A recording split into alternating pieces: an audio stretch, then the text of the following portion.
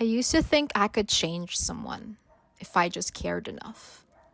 But the truth is, people don't change because you want them to.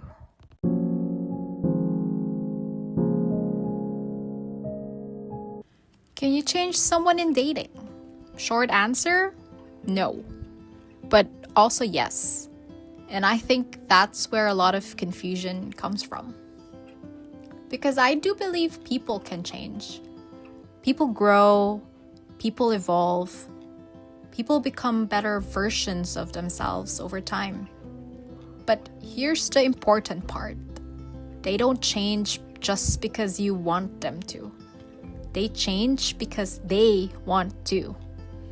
And I think this is where a lot of us get stuck, especially in dating. We meet someone, we see potential, we see what they could be, and we think, maybe with time, maybe if I show them, maybe if they get to know me, they'll change. And I've been there, thinking I could influence someone, thinking I could make them realize something, thinking I could be the exception. But the truth is, if someone tells you they don't want a relationship, believe them. Don't take it as a challenge. Don't think you'll be the one to change their mind. Because that mindset is actually coming from your ego. It's the idea that I'm different.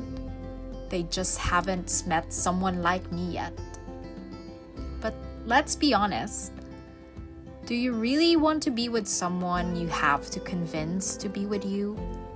Because that's what this is, convincing, proving, earning. And a healthy relationship doesn't start like that. It starts with alignment, where both people already want the same thing, and you're not trying to change each other. You're just seeing if you fit. Now, this is different from growth within a relationship, because I do think there are things people can change. Habits, behaviors, communication styles. Maybe someone can learn to be more organized, more attentive, more expressive.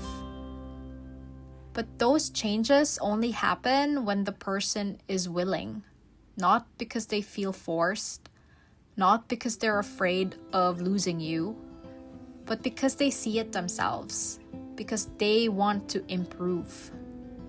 And even then, there are limits. Because you can't change someone's core. You can't change their values, their beliefs, their emotional capacity, their readiness for commitment. If someone isn't emotionally available, you can't love them into becoming available. If someone doesn't want a relationship, you can't treat them so well that they suddenly want one. If someone doesn't choose you, you can't prove your way into being chosen. And I think this is a hard truth to accept, because it means letting go of control, letting go of potential, letting go of the idea that this could work if they just changed. But what helped me was shifting my mindset from how do I make this work to does this even work for me? Because the moment you start trying to change someone, you're already ignoring what's in front of you. You're focusing on who they could be instead of who they actually are. And that's where a lot of us get stuck. In potential, in fantasy, in hope. But real relationships don't work like that.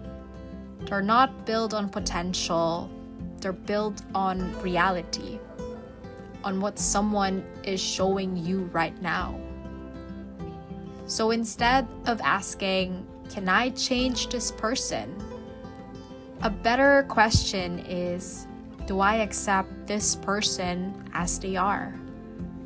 And if the answer is no, then that's your answer. Because the right person for you won't require that kind of transformation. You won't feel like you have to mold them, or fix them, or convince them. They'll already meet you where you are. And any growth that happens will happen naturally, not forcefully. So yes, people can change, but not because you want them to, and not because you tried hard enough. They change when they're ready, when they decide to, when they see it for themselves. And your role in dating isn't to change people, it's to choose, to observe, to decide what aligns with you, and to walk away if it doesn't.